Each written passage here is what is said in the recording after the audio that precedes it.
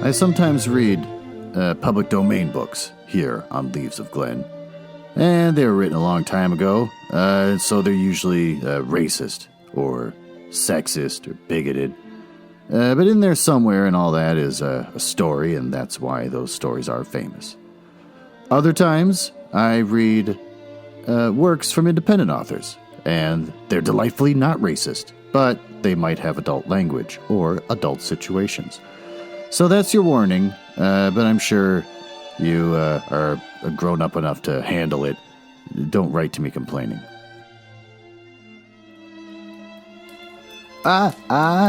Welcome to the mansion of Leaves of Glen, where I read the hottest public domain books and short stories.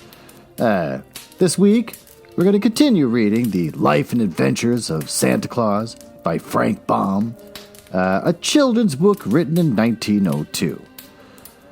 Picking up where we left off in our About the Author segments, Frank Baum was born on May 15, 1856, and died May 6, 1919. His works anticipated such later commonplaces as television, augmented reality, laptop computers, wireless telephones, women in high-risk and action-heavy occupations, and the ubiquity of clothes advertising. Seems hard to believe, but apparently he called all those things out. Adaptations, in 2010 animated movie. A new animated feature film was in production as a cooperation between Hyde Park Entertainment and Toons with a Z Entertainment, as well as the Gang of Seven animation. The story would have followed the establishment of Santa mythology, depicting both the formative years as well as a battle against evil. I'm taking that the Wikipedia article, that this never got made, because they keep saying would have and was in production. As of December 2011, no release has occurred, and there has been no other word about it. In addition, the page for the film on IMDb was removed. Well, then why is this even in there? Leading many to suspect it was canceled. Another adaptation, Winter's Night. In March 2014, Deadline Hollywood reported that an origin story of Santa Claus, Winter's Night, inspired by the life and adventures of Santa Claus, sold to Sony Studios for $1 million. Want to hear about one of his many sequels? The Road to Oz. In Baum's 1909 Oz book, The Road to Oz, Santa Claus is one of the guests of honor at a Princess Ozma's birthday party in the Emerald City. He brings along some Riles and Nooks with him, and they return to the Laughing Valley in a giant soap bubble created by the Wizard of Oz. Which, for him, back when he wrote this, he kind of owned the whole Santa thing, and so it probably made sense for him. By today's standards, it kind of would seem shoehorned in. He's like, oh, great, now there's suddenly Santa for no reason. Well, with that, we're going to try to finish this turd. It's been going on for way too long. Who would have thought anyone would have so much to say about Santa Claus? I've also decided that this podcast is going to have a theme. Oh, you're in the mansion of Leaves of Glen. Every segment is a damn room. Currently, we're in the drawing room. And then we will move my theme, which is just delightful and tickles the imagination. We'll move into the library. And then as we recap at the end, we'll move to the smoking room. I don't know, that's the thing I think mansions had. And then that's pretty much it. This is what a man comes up with when he's stuck home because of COVID. And staring in the face of unemployment. Oh, have I found a job? No. Have I really looked? Nah. It's basically just trying to make myself miserable. I have a cat that doesn't seem to enjoy any treats that I try to give it. That's pretty much it. My daughter, my oldest one, started playing Red Dead Redemption 2, and I've been watching her play it, so that's a highlight of my week. And then, because burp, I decided that I'm going to be a person that is interesting. I pulled out the old PlayStation 3 and started playing Red Dead Redemption 1. No reason. Am I enjoying myself doing it? No, but this is because I spend so much time in my house by myself. Oh, thank God. The grandfather clock, another delightful theme of this podcast, has struck, which means I can stop trying to babble, and let's move into the library, where we will continue reading the story.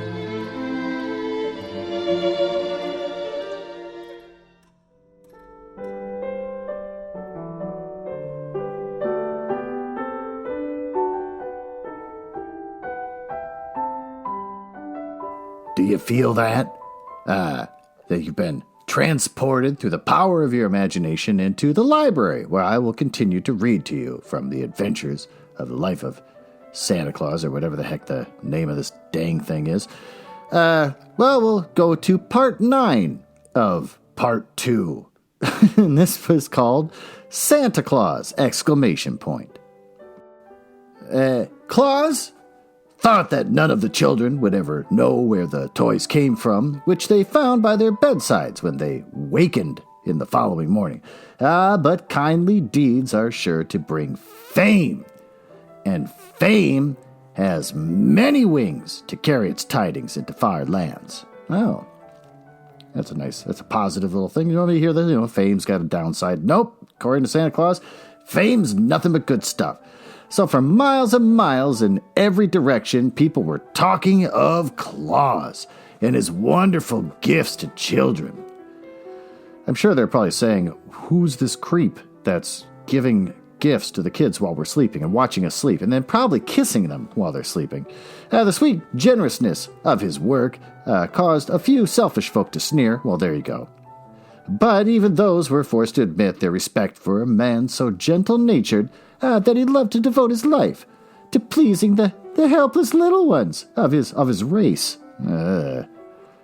Complicated. Therefore, the inhabitants of every city and village had been eagerly watching the coming of Claus, and remarkable stories of his beautiful playthings were told to the children to keep them patient and contented.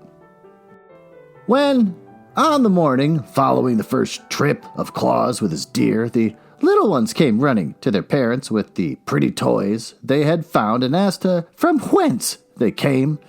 But they was but one reply to the question. I'm not saying that wrong. It's written that way. They was but one reply to the question.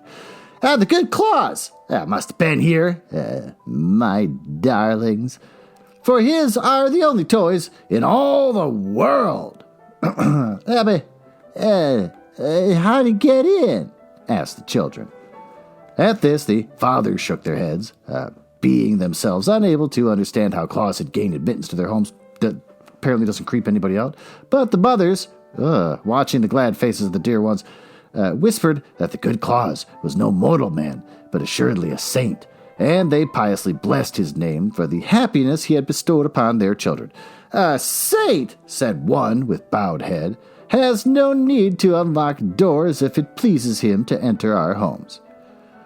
Everything about this is so eerie. I never realized Santa was so creepy till I started reading this story. And afterward, when a child was naughty or disobedient, its mother would say, you must pray to the good Santa Claus for forgiveness. What is he, God now?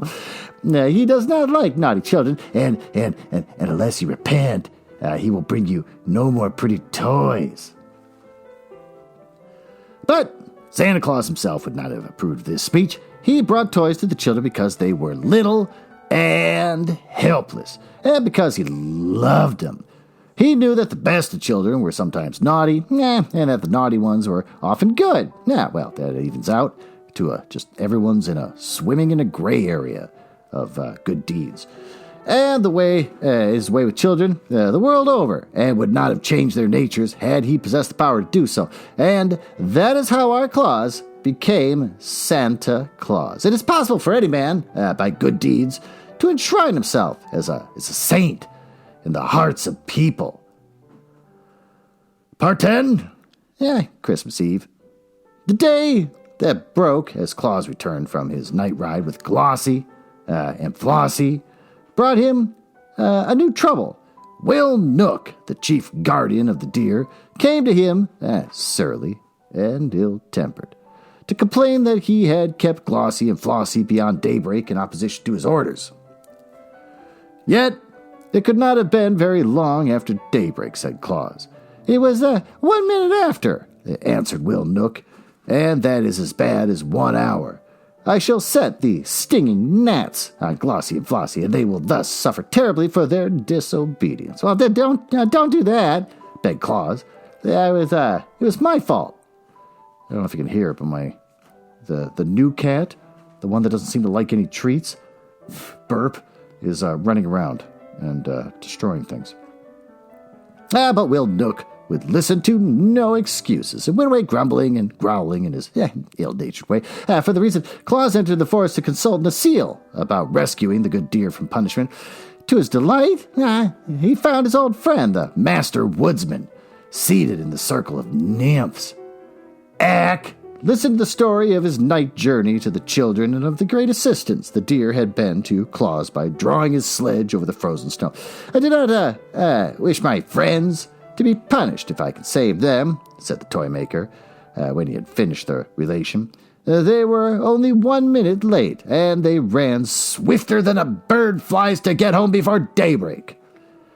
Ack stroked his beard thoughtfully and a moment, and then he sent for the Prince of the Nooks, who rules all his people in Burzee, and also for the Queen of the Fairies and the Prince of the Rouse. When all had assembled, Claus told his story again at Ack's command, and the master addressed the Prince of the Nooks, saying, the good work that Claus is doing among mankind deserves the support of every honest immortal. Already he is called a saint in some towns, and before long the name of Santa Claus will be lovingly known in every home that is blessed with children. Moreover, he's the son of our forest, so we owe him our encouragement. You, ruler of the Nooks, have known him these many years. Am I not right in saying he deserves our friendship?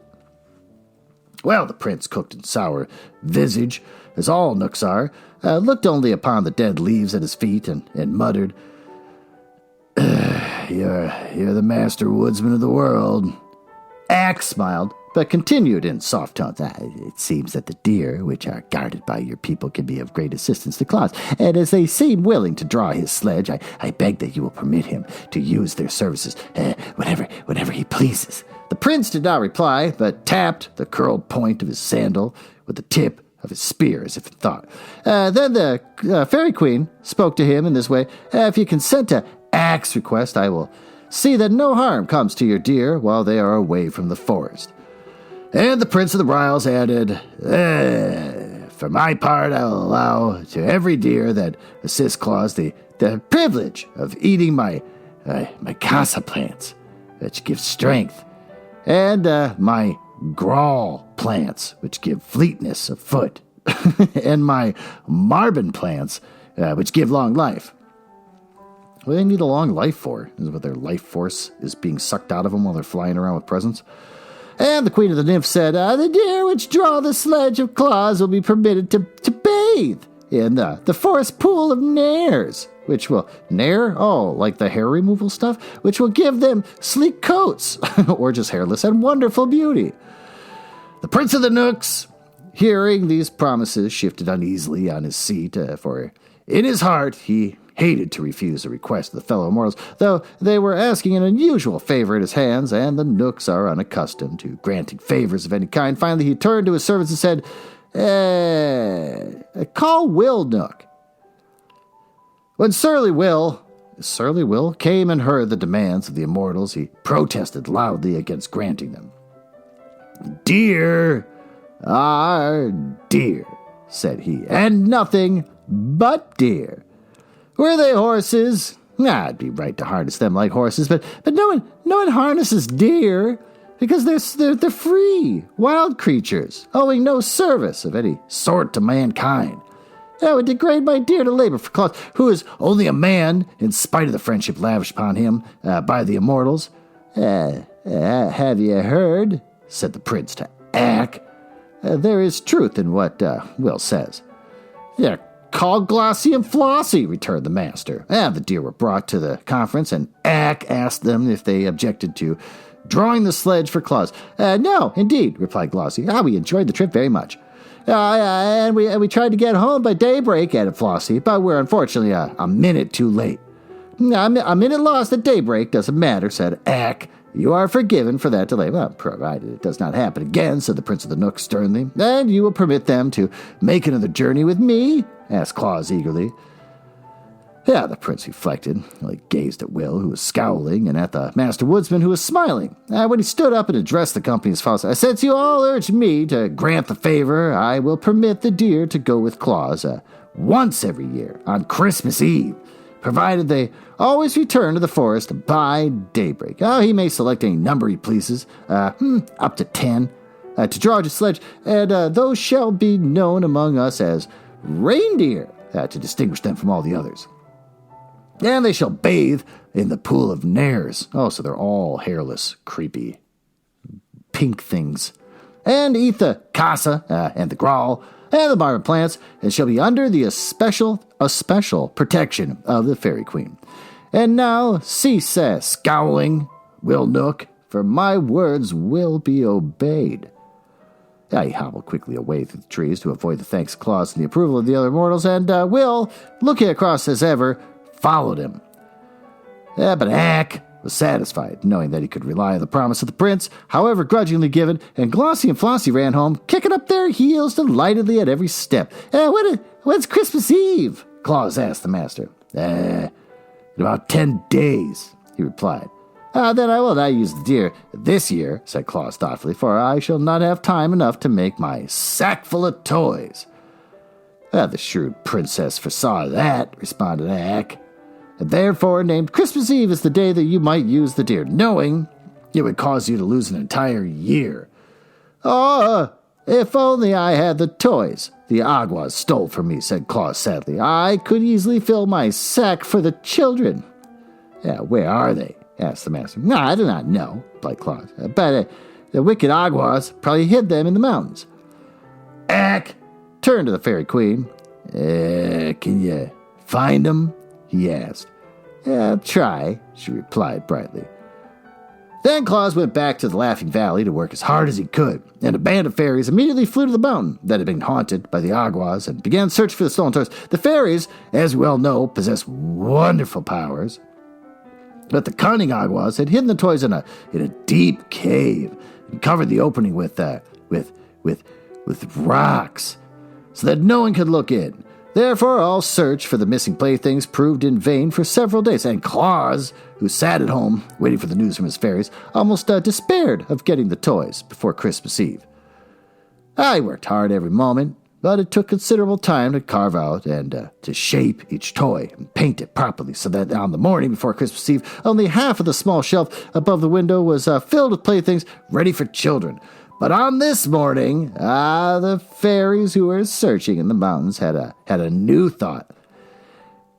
They joined hands and moved in a straight line through the rocks that formed the mountain, beginning at the topmost peak and working downward so that no spot could be missed by their bright eyes. And at last they discovered the cave where the toys had been heaped up by the wicked Aguas.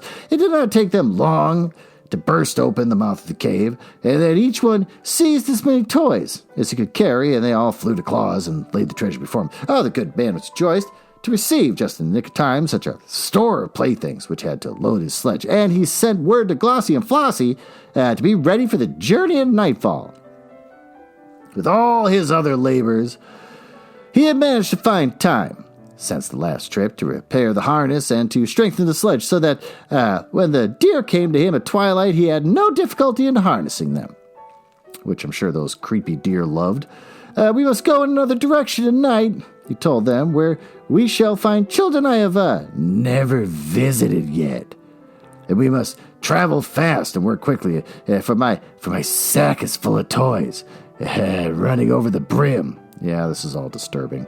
So, just as the moon arose, they dashed out of the Laughing Valley and across the plain over the hills to the south. The air was sharp and frosty, and the twilight touched the snowflakes and made them glitter, like countless diamonds. The reindeer leaped onward with strong, steady bounds, and Claus's heart was so light and merry that he laughed and sang while the wind whistled past his ears, with a ho-ho-ho and a ha-ha-ha and a ho-ho-ha-ha-he. Now away we go, over the frozen snow, as merry as we can be. Jack Frost heard him and came racing up with his nippers. But when he saw it was Claus, he laughed and turned away again. The mother owls heard him as he passed near a wood and stuck their heads out of the hollow places in the tree trunks.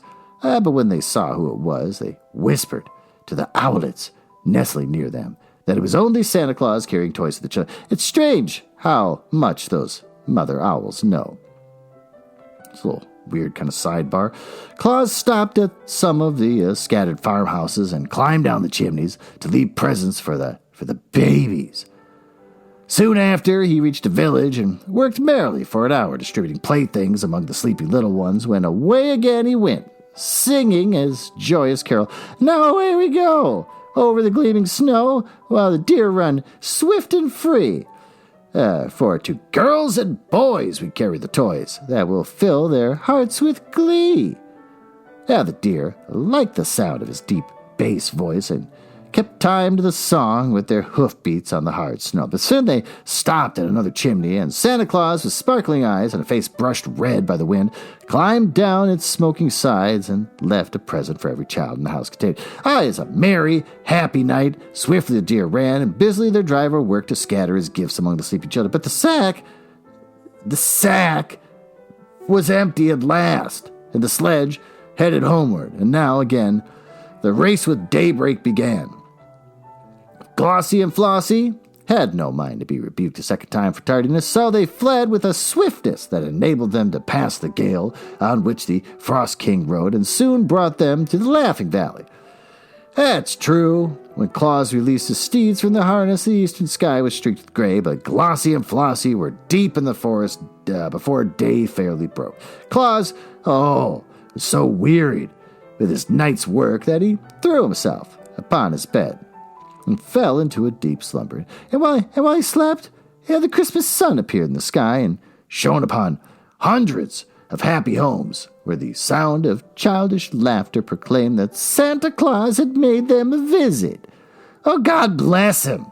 It was the first Christmas Eve, and for hundreds of years since then, he has nobly fulfilled his mission to bring happiness to the hearts of little children. With that, let's, why don't we adjourn to the master bedroom, where we'll take part in Glen's Romance Corner.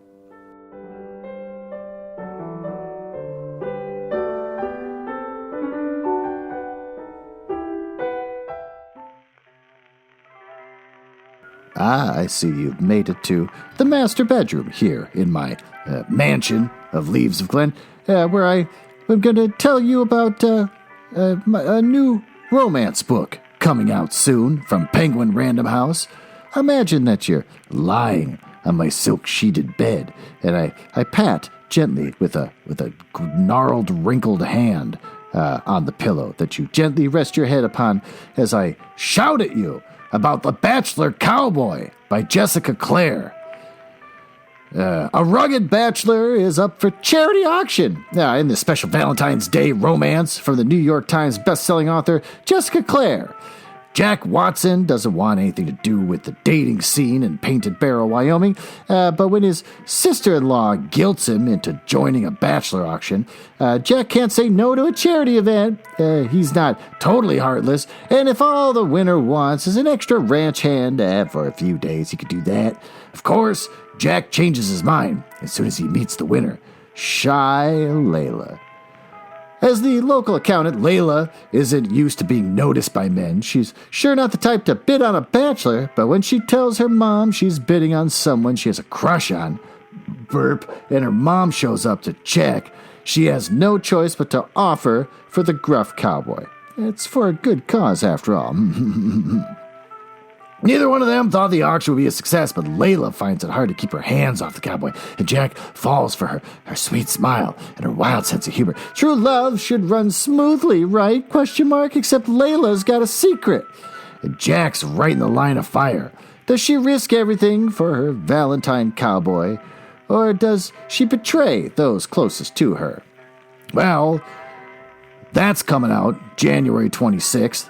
The Bachelor Cowboy by Jessica Clare. The cover shows a handsome, rugged cowboy with big old boots and the bootcut jeans, leaning against a stable door where a buxom young woman, also wearing cowboy boots and a dress, they're about to kiss. And to the left, for no reason, a dog's running at them. So with that, why don't we get out of my bedroom and go back to the library? We'll continue reading to you about Santa Claus.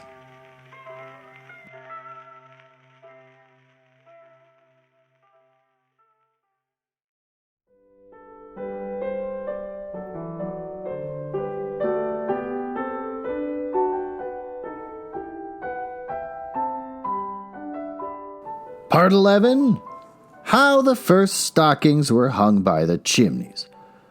When you remember that no child, until Santa Claus began his travels, had ever known the pleasure of possessing a toy, you will understand how that doesn't make any sense. A parent must have made a kid a toy at some point. If Santa's making the toys, then somebody's had to have made them.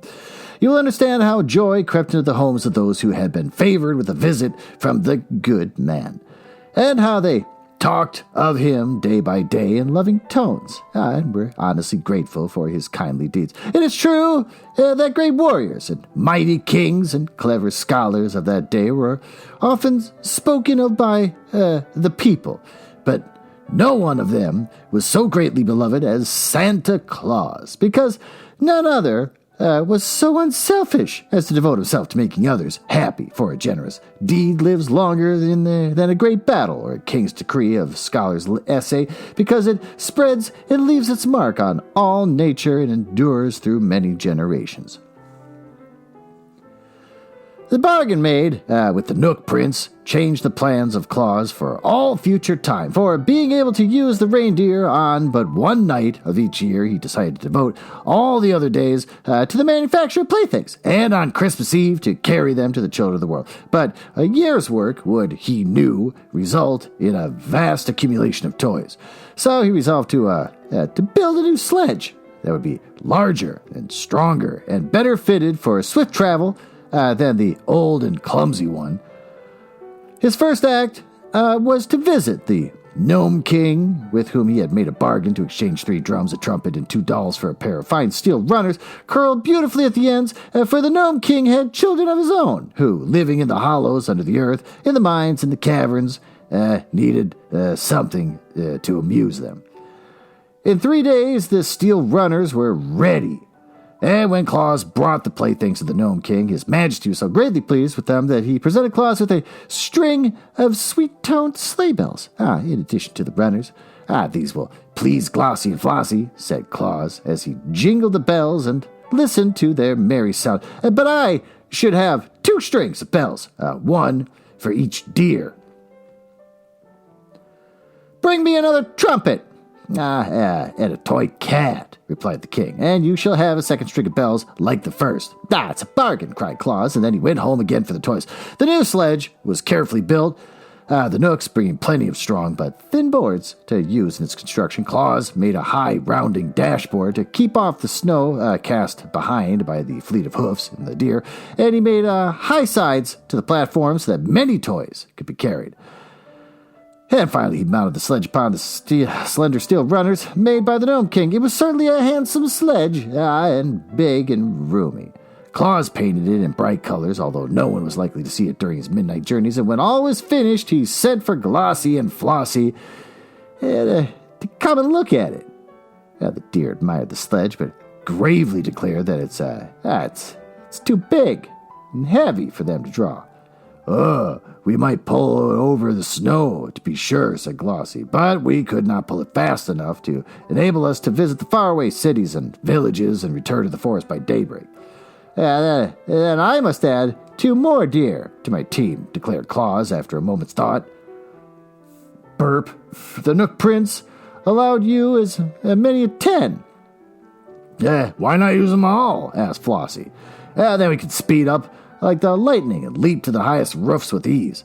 A team of 10 reindeer, cried Claus delightedly. That'll be splendid. Please return to the forest at once and select 8 other reindeer as you like yourselves as possible. And you must all eat of the casa plant to become strong. What is the casa? This is like cocaine. And of the grawl plant to become a fleet of foot. And of the marvin plant, so they may live as long to accompany me on my journeys. Likewise, it will be well for you to bathe in the pool of Nares. Yep, everyone's got to get naked, which the lovely Queen Zerline declares will render you rarely beautiful and hairless. Should you perform these duties faithfully, there is no doubt that on the next Christmas Eve, my 10 reindeer will be the most powerful, and beautiful steeds the world has ever seen! Exclamation point. So Glossie and Flossie went to the forest to choose their mates, and Claus began to consider the question of a harness for them all. And in the end, he called upon Peter Nook for assistance, for Peter's heart is as kind as his body is crooked. And he is remarkably shrewd as well. And Peter agreed to furnish strips of tough leather for the harness. Oh, good, my cat's trying to get in the closet. Stop it. You're getting on the show. The leather was cut from the skins of lions that had reached such an advanced age that they died naturally. Yeah. And on the one side was tawny hair, while the other side was cured to the softness of velvet by the deft Nooks. When Claus received these strips of leather, he sewed them neatly into a harness for the 10 reindeer, and it proved strong and serviceable and lasted him for many years. The harness and the sledge were prepared at odd times, for Claus devoted most of his days to the making of toys. These were now much better than the first ones had been, and for the immortals often came to his house to watch him work and to offer suggestions. Well, that sounds annoying. It's like having a relative over. Hey, cut it out. It was Nasile's idea to make some of the dolls say Papa and Mama. It was the thought of the Nooks to put a squeak inside the lambs, so that when a child squeezed them, they would say ba-a-a-a, B-A-A-A-A-A, exclamation point. And the Fairy Queen advised Claus to put whistles in the birds so they could be made to sing and wheels on the horses so children could draw them around. Many animals perished in the forest from one cause or another, and their fur was brought to Claus that he might cover it with small images of beasts that he made for playthings. A merry Ryle suggested that Claus made a donkey with a nodding head, which he did, and afterward found that it amused the little ones immensely. I think I'm bothered by this thing of them using all the fur and skins from these dying animals. For us humans, sure, I guess that makes sense. We have taxidermy and other things. But for these Ryles and stuff, they care about the animals as if they're family. So it'd be like, my dad dies, and I'm like, oh, good, I can use some of his skin to make a lampshade. Just seems weird. And so the new toys grew in beauty and attractiveness every day until they were the wonder of even the immortals. When another Christmas Eve drew near, there was a monster load of beautiful gifts for the children, ready to be loaded upon the big sledge. Claus filled 3 sacks to the brim and tucked every quarter of the sledge box full of toys besides. Then at twilight, the 10 reindeer appeared, and Flossie introduced them all to Claus. Oh, they were racer and pacer, reckless and speckless, fearless and peerless, and ready and steady, who, with Glossie and Flossie, made up the 10 who have traversed the world 300 of years with their generous master. They were all exceedingly beautiful. With slender limbs, and spreading antlers, velvety dark eyes, and smooth coats of fawn color spotted with white. Claus loved them at once, and was loved them ever since, and for they are loyal friends and have rendered him priceless service. The new harnesses fitted them nicely, as soon as they were all found to their hairless skin, fastened to the sledge by twos, and with Glossie and Flossie in the lead. I'm starting to realize none of these names carried over to the song everyone knows with, like, Dasher and Prancer. These wore the strings of the sleigh bells and were so delighted with the music that they kept prancing up and down to make the bells ring. Claus now seated himself in the sledge, drew a warm robe over his knees and his fur cap over his ears, and cracked his long whip as a signal to start. Oh, yeah, he's whipping them. Instantly, the 10 leaped forward and were away like the wind, while Jolly Claus laughed gleefully to see them run and shouted a song in his big, hearty voice. With a ho-ho-ho, and a ha-ha-ha, and a ho-ho-ha-ha-he. Now away we go over the frozen snow, as merry as we can be. There are many joys in our load of toys, as many a child will know. We'll scatter them wide on our wild night ride over the crisp and sparkling snow.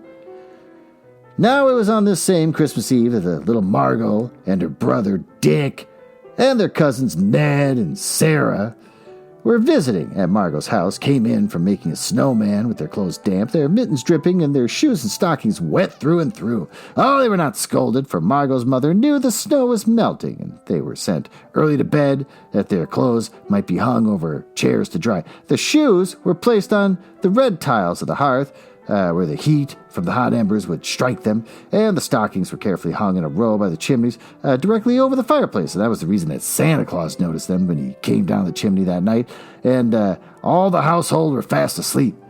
Oh, he was in a tremendous hurry, and seeing the stockings all belonged to the children, he quickly stuffed the toys into them and dashed up the chimney again. I said that really weird. My voice did something weird, and it just sounded really gross. Appearing on the roof so suddenly that the reindeer were astonished at his agility. I wish they would all hang up their stockings, he thought as he drove to the next chimney. It would save me a lot of time, and I could then visit more children before daybreak. When Margot and Dick and Ned and Sarah jumped out of bed the next morning and ran downstairs to get their stockings from the fireplace, they were filled with delight to find the toys from Santa Claus inside them. Probably all melted from the fireplace, right? In face, I think they found more presents in their stockings than any other children of the city that had received, for Santa Claus was in a hurry and did not stop to count the toys. Of course, they told all their little friends about it, and of course, every one of them decided to hang his own stockings by the fireplace next Christmas Eve. Even Bessie Blithesome, who made a visit to the city with her father, and the great Lord of Lurd, heard the story from the children and hung their own pretty stockings by the chimney when she returned home at Christmas time. I don't think that they realized that it's because it helps Santa with his timeline. I think they just got greedy. Oh, on his next trip, Santa Claus found so many stockings hung up in anticipation of his visit that he could fill them in a jiffy and be away again in half the time required to hunt the children up and place the toys by their bedsides. The custom grew year after year and had always been a great help to Santa. And with so many children to visit, he surely needs all the help we're able to give him. Part 12, and I'm going to call it a day after this, because it's, this book will never end. It's about Santa, and it goes on for thousands of pages. My Kindle says I still have 1 hour left in this book. I'm not going to read for another hour about Santa. Part 12, the first Christmas tree. Claus had always kept his promise to the Knooks by returning to the Laughing Valley by daybreak, but only the swiftness of his reindeer has enabled him to do this, for he travels all over the world. He loved his work, and he loved the brisk night ride on his sledge, burp and the gay twinkle of the sleigh bells. And on that first trip with the 10 reindeer, only Glossie and Flossie wore bells. But each year thereafter, for 8 years, Claus carried presents to the children of the Gnome King, and that good-natured monarch gave him in return a string of bells at each visit, so that finally every one of the 10 deer were supplied. And you may imagine, what a merry tune the bells played as the sledge sped over the snow. The children's stockings, at what point does he take flight, or is that not in this book? The children's stockings were so long that it required a great many toys to fill them. Yeah, because they're all greedy. And soon Claus found that there were other things besides toys the children loved, so he sent some of the fairies, who were always his good friends, into the tropics, from whence they returned with great bags full of oranges and bananas, which they had plucked from the trees. And other fairies flew to the wonderful valley of Funnyland. It's Punnyland. where delicious candies and bonbons grow thickly on the bushes, and return laden with many boxes of sweetmeats for the little ones. These things Santa Claus on the Christmas Eve placed in the long stockings, together with the toys, and the children were glad to get them. You may be sure. There are also warm countries where there is no snow in the winter, but Claus and his reindeer visited them as well as the colder climes, for there were little wheels inside the runners of his sledge, which permitted it to run as smoothly over bare ground as on the snow. And the children who lived in the warm countries learned to know the name of Santa Claus, as well as those who lived near the Laughing Valley. Once, as the reindeer were ready to start on their yearly trip, a fairy came to Claus and told him of 3 little children who lived beneath a rude tent of skins on a broad plain where there were no trees whatsoever. These poor babies were miserable and unhappy, for their parents were ignorant people who neglected them sadly. Claus resolved to visit these children before he returned home, and during his ride he picked up the bushy top of a pine tree, which the wind had broken off, and placed in his sledge. It was nearly morning when the deer stopped before the lonely tent of skins where the poor children lay asleep. Claus at once planted the bit of pine tree in the sand and stuck many candles in the branches. Then he hung some of his prettiest toys on the tree, as well as several bags of candies. It did not take long to do this, for Santa Claus works quickly. And when all was ready, he lighted the candles and, thrusting his head at the opening of the tent, shouted, "Merry Christmas, little ones!"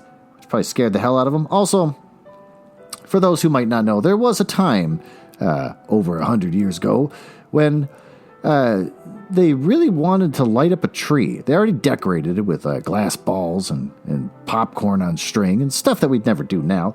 But then they also stuck candles on there, little clamps, little like roach clips with a candle on it, because they just thought it looked so great.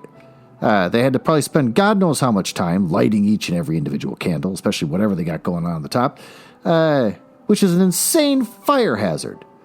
But that's what people did back then. Luckily now we have bulbs. I remember when I was a kid in the 70s, those bulbs would get real hot because they were just regular light bulbs. Now we got LED ones, so it's way safer. Point is, people have always been morons. Why would you try to have a controlled fire on a tree? You're just asking to burn your whole house down. What if you light it and then you fall asleep, or you get drunk and pass out and knock over the tree? It doesn't make any sense. Also, he's focusing on how, because these animal men, these beasts of the forest that can live forever, care for plants just like people, he waits for part of a tree to get knocked off, and that's what he gives them, because that way it makes it okay in his world. Kind of like how a lion dies, you use its skin, which I already defined as being creepy. Same thing with this. Now a tree top falls off, and they're going to give that to the kids. Fine, whatever. It still falls into the same realm of, if your dad dies, do you take him and stick him in the ground and put candles on him? No, you don't do that.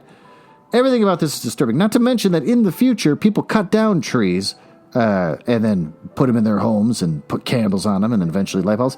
Basically, Santa started a carnage that these immortals can't stop and just sit back every year in horror.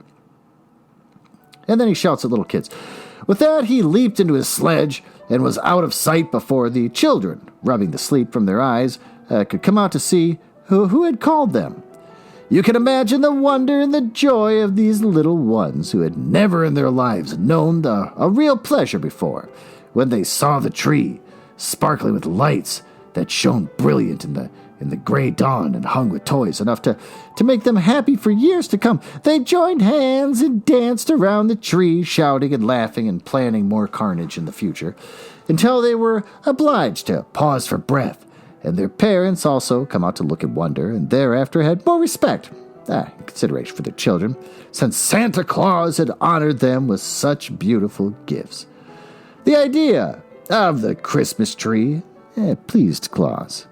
And so the following year he carried many of them in his sledge and set them up. So what, he just waits for all of them to hopefully die within a couple days before he goes out? No.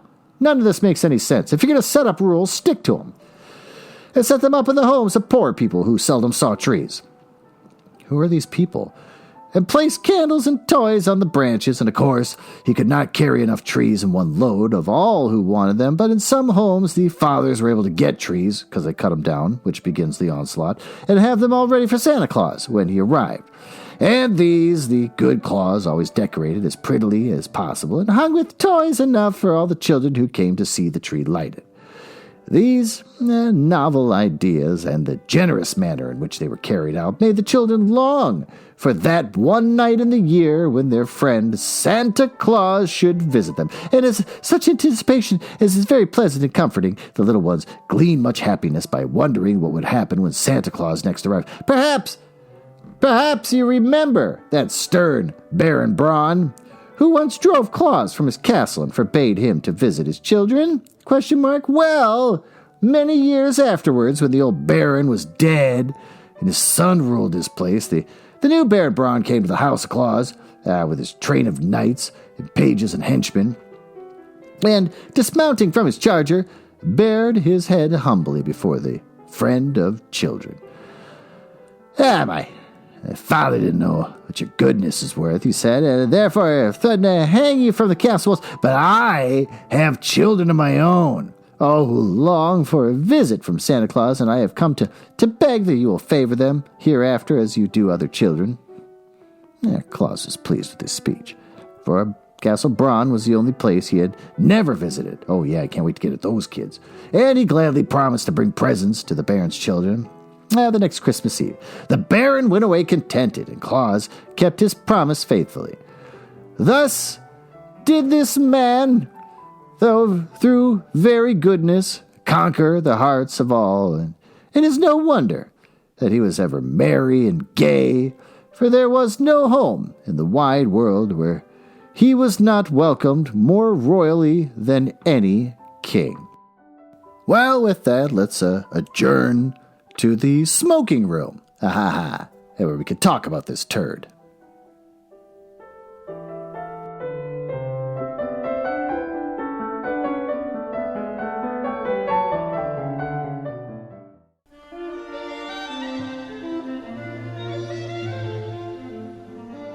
I see you've made it to the smoking room. I think I'm already tired of my own bit. I started this bit where we go from room to room. I thought it would be a great little, to titillate your senses, to excite you in the world of imagination and books. But it's just turning out to be silly and dumb. But here we are in the smoking room. Let's go over the story. I don't know. We learned that the deer, if they're a minute late, get in trouble, which causes an uproar. They've already fought a battle over this guy and killed an entire race of people just to make sure he can keep giving toys to kids and kiss them while they're sleeping. And so now, the deer come back a minute late, and they're ready to shut down the whole thing. So then he's got to fight for that, and then everyone stands up for him. And for what? Why do they love him so much? It's like reading Twilight. There's no reason why everyone will give up everything for Bella, but they just do, and it's never explained why. There's no real motivation.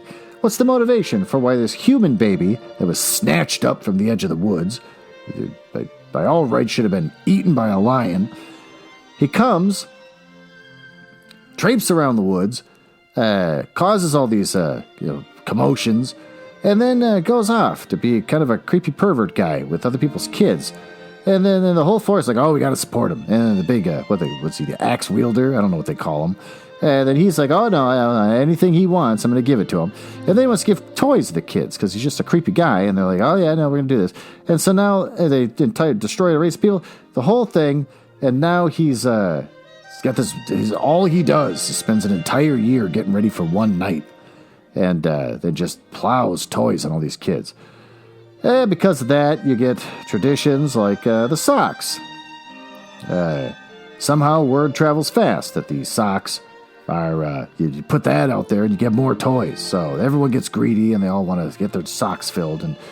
And then he gets the fairies in on it. Why would they help him when they got their own job to do? Doesn't know. They start filling those socks up with bananas and oranges. and then the trees. Suddenly now everyone's got to get a tree. Apparently there's parts of the world where there's no trees, and the kids see it. Instead of being frightened by whatever the heck that thing is sticking out of the ground here in this desert or whatever they're supposed to be, you think they'd be screaming, what the hell is that? Why is that outside my hut? Or whatever. These are kids that don't have toys to engage their imagination, because apparently human beings aren't able to create a toy for their children. They'll just go outside and be like, what is that thing standing over me? Is it God? But no, they love it. It's got candles in it, and they got toys and whatever.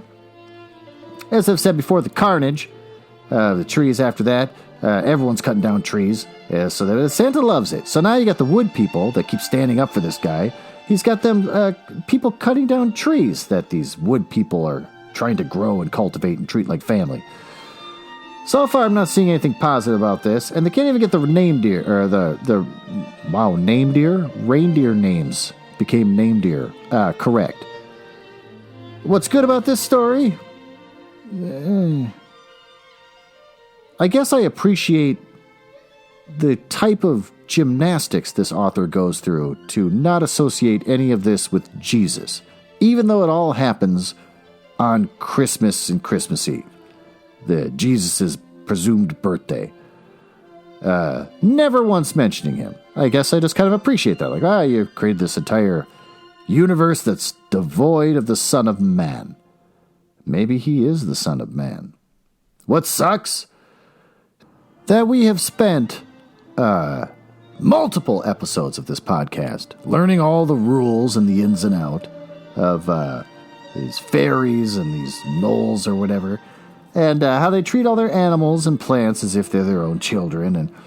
And then in this chapter, or these chapters, it's just been all just, wow, that lion's dead. Give me some of his skin. I need some reins. One of your trees, the top fell off. I'm gonna go give that to a kid to freak him out because he's never seen a tree before. It's inconsistent with the creed of the forest folk. What do we learn? Well, if you love someone, review how they're impacting your life. Do you have a child? Sure, you just, without any thought, mindlessly love them. Have you ever considered if they've impacted your life negatively? If so, break the spell. Get them out of there. Get them out of your life. If anything, this book's making me reflect on my own children. And, has my life gotten any better since they've been in the picture? I don't know. I'm going to have to sit down and really review this now. Well, with that, I guess we're going to have to wrap up because this book's taking forever and I can't finish in one episode. So, thanks for listening, and I will see you next week.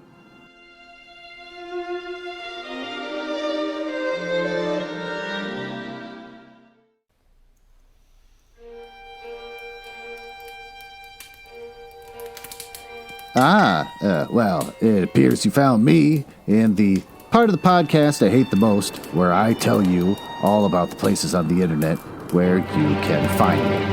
You can tell I hate this because of the sound effects making it sound like a stormy night in the drawing room of the damned.